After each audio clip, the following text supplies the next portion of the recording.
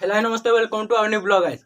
तो आज वीडियो रे आम डिस्कसन करे कि आम जने भाई तो हमको कमेंट देथिले कि जे आम जो स्पाइस पैकिंग बिजनेस करछु तो सेथरे केतरा माने प्रॉफिट होउची तो केतरा इन्वेस्ट होउची हमरो हैला बा केतरा खर्च होउची।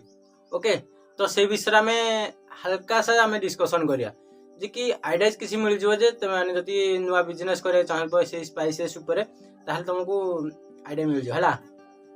सर्वप्रथम कहूँ कौ डिस्ट्रिक्ट सहित मुझे माने कंपेयर केवल आम एरिया के रेट माने सेटा माने मिलूँ तो सही रेट केवल कही तो आपण मानकर डिस्ट्रिक्ट रे कौन माने केते रेट रे मिलूँ तो सेटा मते जाना नहीं हैला। तो जदि आम देखिया गुजराती कथा ताहले गुजराती आमर दी प्रकार गुजराती रही जोटा कि हूँ एक नंबर गुजराती आ गोटे हूँ 2 नंबर गुजराती। तो 2 नंबर गुजराती आमर आसुची 3200 टका आसुची और 1 नंबर गुजराती आमर आउची 3500 3800 ए भले आबे हैला। आपन एरिया रे केते भी रेट होई थाय पारे एटा मते जाना नै। अब आमर किले गुजराती आइले 5 टंगिया जति गाडी हुआ बेले 5 टंगिया आमर किले गुजराती रो प्राय 124 माळ हुए किंतु अप्रोक्सीमेटली जति धरिबा हमें 120 माळ ही धरिबा हैला। तो आपण माने हिसाब करंतु जे आमे 5 टंगिया आमे बाहर करिया कहथु ना 2 नंबर गुजराती रो 5 टंगिया बाहर करिया और 1 नंबर गुजराती रो 10 टंगिया बाहर करिया। तो 1 नंबर गुजराती किंटा 2 नंबर गुजराती किंटा सेटा देखेबी वीडियो रे आउट के आगु गले देखेबी। जदि आमे एटा 40 टका हिसाब करिया ताले केतना हेबो 120 * 40 4800 पाखा पाखे आसीबो हला। कोठी मध्ये 45 मध्ये जाउची हला आ कोठी मध्ये 40 रे मध्ये जाउची हला 4800 पाखा पाखे आसीबो। तो से भलिया बे आमे गुजराती किलो किलो केते 3200 टका रे। तो हमरो सेथरो माने बिक्की साइला परे हमरो जते केते आसे 4800 टका आसे। तो सेथरे प्रॉफिट केते रहला ता भीतर पुनी अछि हमरो जरी अछि तापरे तार जो पट्टाडा लागे सेटा रहिछि तापर स्टापलर रहिछि हैला।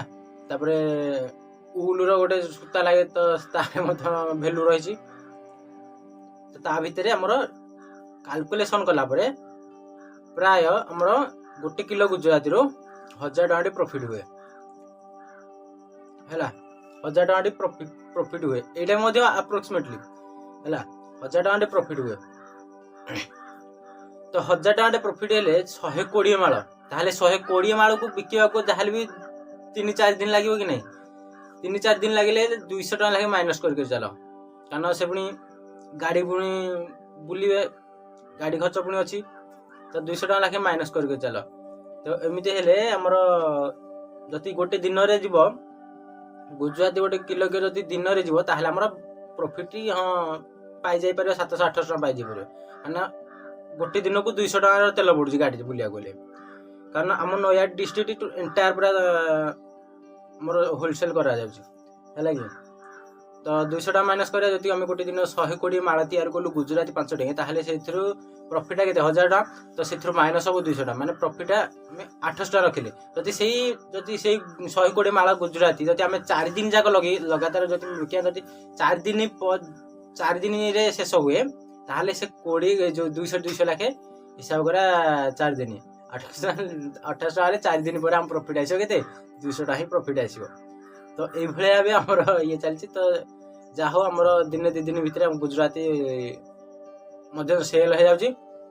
आ जति 10 टंकिया कथा देखिबा 10 टंकिया खूब कम बना हुए कारण ए जो हमर गुजराती लवंग गोलमरिच एगुडी जो जाउछि ना तो सब फोकस करछि हमर गुजराती मेन माने मेन आइटम जति आज पर्यंत 20 टा जो आइटम हिची तो 20 टा आइटम रु हमर मेन आइटम सब 2-3 टा होजे गुजराती गोलमरिच लवंग ए 3 टा आइटम मेन जो माने कॉमनली समस्त रखुसंदी हैला।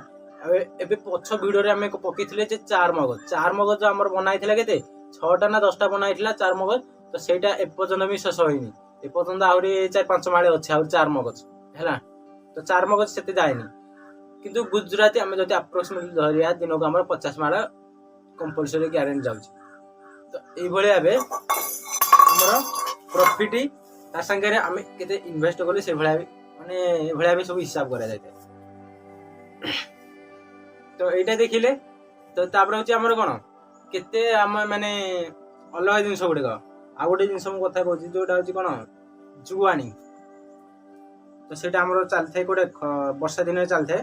ତ ଦେଖିବା ଜୁଆଣି ଏବେ ଖରା ଦିନରେ ସେତେ ଚାଲେନି ହେଲା। ତ ସେଇଟା ବର୍ଷା ଦିନେ ଚାଲେ ଜୁଆଣି ଆମର କିଲୋ ଏପଟେ ଆମ ହିସାବ ହଉଛି ଆମ ଏପଟେ ଅଛି 200 ଟଙ୍କା ଅଛି ଜୁଆଣି କିଲୋ 200 ଟଙ୍କା ହେଲେ ଆମର ଜୁଆଣି କିଲୋରୁ 20 ମାଳଟି ବାହାରୁଛି ହେଲା। ଜୁଆଣି କିଲୋରୁ ଆମର 20 ମାଳଟି ବାହାରୁଛି। ଯଦି ଆମେ 5 ଟଙ୍କିଆ କରିବା ହେଲେ 5 ଟଙ୍କିଆ ହେଲେ 20 ମାଳ ହେଲେ 20 × 40 କଲେ କେତେ ହଉଛି 800 ଟଙ୍କା ହଉଛି। ହଁ 800 ଟଙ୍କା ହଉଛି।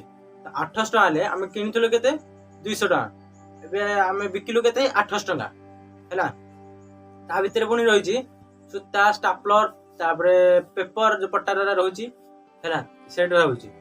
ତାପରେ ଆମର ପର ଦିନକୁ ଏଥିରେ ଆମେ 50 ଟଙ୍କା ଆମେ ଇଏ ଚାର୍ଜେସ୍ ଲଗାଉଛୁ। ଯେହେତୁ ଆମର ଅଳ୍ପ ମାଳ ହଉଛି ତ ସେଥିଲାଗି ଆମେ 50 ଟଙ୍କା ଚାର୍ଜେସ୍ ଲଗାଉଛୁ। ମାନେ କଣ ଯୋଉ ଗାଡି ଯୋଉ ମାନେ ବିକା ହବ ତ ତାହେଲେ ତେଲ ଚାର୍ଜେସ୍ ଟା ଆମେ 50 ଟଙ୍କା ଲଗାଉଛୁ। ଯେତେ ଦିନ ଆମର ସେ ଜୁଆଣିଟି ପଡି ରହିବ ସେତେ 50 ଟଙ୍କା ଲେଖେ ଆଉ। ତାକୁ ଯାଇକି ଯଦି ଆମର ଦିନେକରେ ବିକା ହେଇଗଲା ବେଲେ 800 ହଁ ଛାଡ ଆମର କିଣା ହେଇଥିଲା 200 ବିକା ହେଲା 800 ତା ଭିତରେ ଯୋଉ ଆମେ ରହିଲା ଖର୍ଚ୍ଚଟା ତ ଆମେ ସେଇଥିପାଇଁ କରିଦେଉଛେ ଛାଡ 20 ମାଳ 20 40 100 ଟଙ୍କା ନେଇଯିବା 100 ଟଙ୍କା ନେଇଯିବା। ତ 200 300 ଟଙ୍କା ଆମର ଖର୍ଚ୍ଚ ବିକା କେତେ 800 ଲାଭ କେତେ 500। ଓକେ 500 ଟଙ୍କାରୁ ଯଦି ଆମର ସେଇଟା ଦିନେକରେ ବିକା ହୁଏ ତାହେଲେ 50 ଟଙ୍କା ମାଇନସ୍ କର। 50 ଟଙ୍କା ମାଇନସ୍ କଲେ 450 ମାନେ ସେ ଜୁଆଣିରୁ ଆମର ପ୍ରଫିଟ୍ ହୁଏ କେତେ 450 ଟଙ୍କା ମାନେ 1 କିଲୋ ଜୁଆଣିରୁ। ତ 1 କିଲୋ ଜୁଆଣି ଆମର ଦିନେକେ ଯଦି ବିକି ହେଇଯାଏ 450 ଟଙ୍କା ଲାଭ। ଯଦି ସେଇଟା 3-4 ଦିନ ବିକିବ ତାହେଲେ 50 ମାଇନସ୍ କରି ଚାଲ।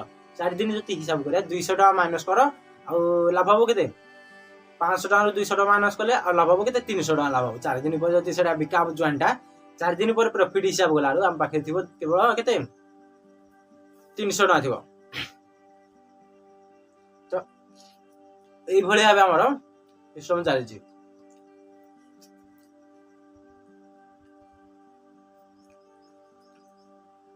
ଆମେ ସେଟା କିଣିକି ଆଣିଲୁ 200 ଟଙ୍କାରେ କିନ୍ତୁ ତା 200 ଟଙ୍କା ପରେ ଏତେ ସାରା ଚାର୍ଜେସ୍ ରହୁଛି। ପେପର ରହିଛି ତା ସାଙ୍ଗେ ପେପର ଲାଗିବ ଉଲ୍ ଯୋଉଟା ଲାଗୁଛି ସେଇଟା ରହିଛି।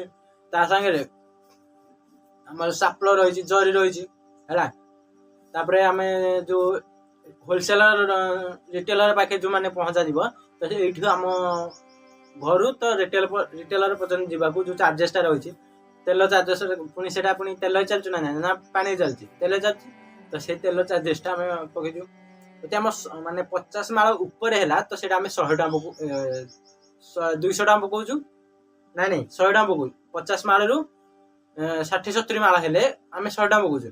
ଆଉ ଯଦି 50ରୁ ମାନେ 100 ଉପରେ 60-70 ଯଦି 100 ଉପରେ ହେଲା ତାହେଲେ ଆମେ ସେଇଟା 200 ଟଙ୍କା ପକଉଛୁ ମାନେ ତେଲ ଚାର୍ଜେସ୍ ଟା। ଯେହେତୁ ଆମର ଜୁଆଣି ଟା 20 ମାଳ ହୁଏ ତ ସେଥିପାଇଁ ଆମେ 50 ଟଙ୍କା ପକଉଛୁ।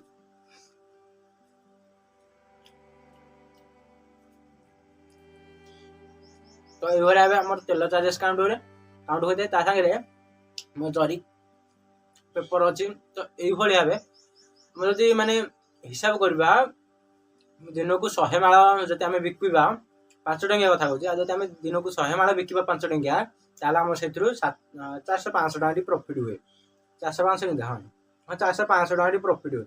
କାରଣ ଏକା ବେଳେକେ ଆମର 100 ମାଳ ଗୁଜୁରାତି ପଳେଇବନି ନା। ଯଦି ଏକା ବେଳେକେ 100 ମାଳ ଗୁଜୁରାତି ପଳେଇଲା ତାହେଲେ 700-800 ଟଙ୍କା ପ୍ରଫିଟ୍ ହେଇଯାନ୍ତା।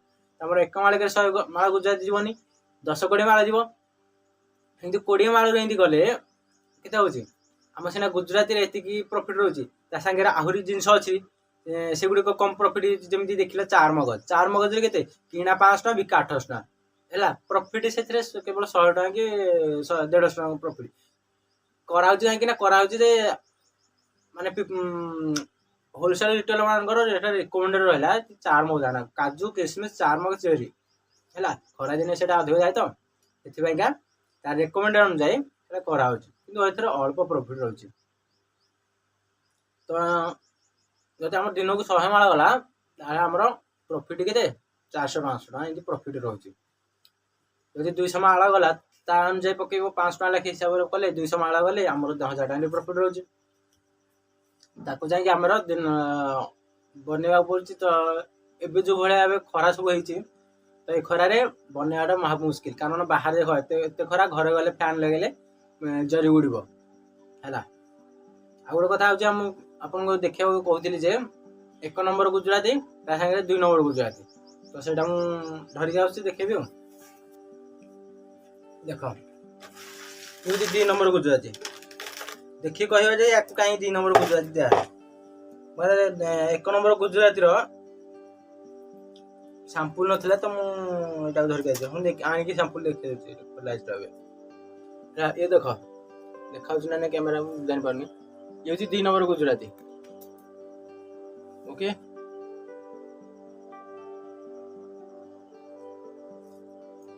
ପୁରା ଛୋଟ ଛୋଟ ଗୁଜୁରାତି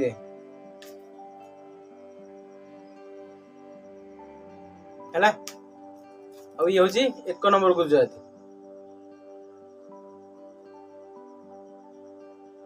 ବୁଝିଲା ଟି? 1 ନମ୍ବର ଗୁଜୁରାତି ଟିକେ ବଡ ରହିବ, 2 ନମ୍ବର ଏଟା ଛୋଟ ରହିବ। ତ ଏଇଭଳିଆ ବି ଆମର ଗୁଜୁରାତି ଆମର କିଣା ହେଇଥାଏ।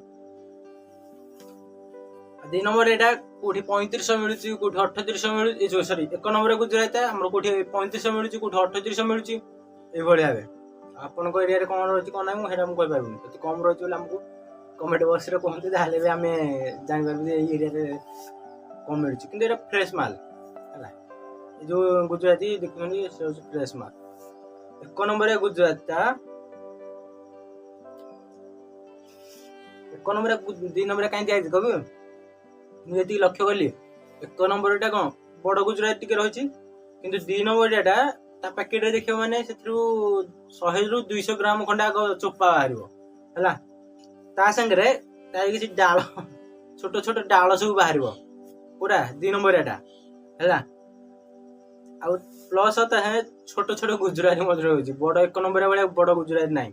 1 ନମ୍ବରଟାରେ ବଡ ଗୋଟେ ସାଇଜ୍ ଗୁଜୁରାତି ଅଛି। ଫାଷ୍ଟ କୋଉଟା ମାନେ ଦିଟା ମୁଁ ଜଏଣ୍ଟ କରି ଦେଖଉଛି ବୁଝିପାରିବି। ତାପରେ ଗୋଟେ 1 ନମ୍ବର ଆଡେ ନେଲି, ଗୋଟେ 2 ନମ୍ବର ଆଡେ ନେଲି ହେଲା। ଦେଖ 1 ନମ୍ବରିଆ ଯୋଉଟା ଦେଖୁଛନ୍ତି ଏଟା ହଉଛି 1 ନମ୍ବରିଆ ହେଲା। ଆଉ ଏଇଟା ହଉଛି 2 ନମ୍ବରିଆ। ଦେଖୁଛ କେତେ ଫରକ ଦେଖୁଛ? ଓକେ, ଫୋକସ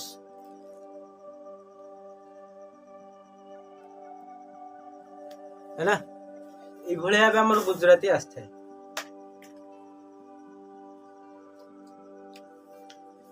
ଏଇଟା ତମର ଡାଉଟ ଥିଲା, ତ ବର୍ତ୍ତମାନ ଏଇଟା କ୍ଲିୟର ହେଇଯାଇଛି। ଯଦି ଆଉ କିଛି ଡାଉଟ ରହିଥାଏ ତାହେଲେ ଏଇ ଭିଡିଓ ତଳେ ଆମର କମେଣ୍ଟ କରନ୍ତୁ, ଯାହାଫଳରେ କି ମୁଁ ବ୍ରିଫଲି ବୁଝିବାକୁ ଚେଷ୍ଟା କରିବି।